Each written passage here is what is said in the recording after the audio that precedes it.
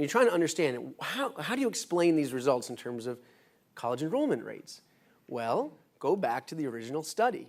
And what do you find in terms of test scores?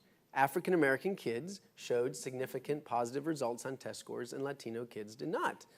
That seems to be pretty interesting. I think it's a good news that these results mirror one another. And as Paul said, there's a huge amount of debate right now around testing and whether these test scores measure anything that's important.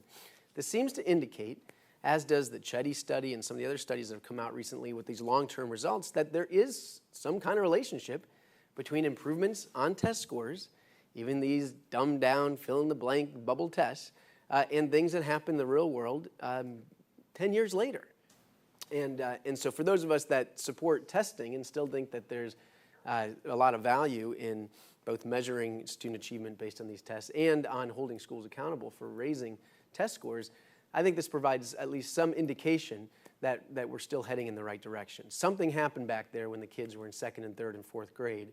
Their reading and math scores went up, and then a decade later, their college enrollment rates went up. I can't prove to you that those two things are linked, but it seems quite probable that the reason the kids are enrolling in college at greater rates is because they learn more. And they got themselves on a trajectory, even if they stayed in those schools for just a few years, that helped them get ready for college many years later.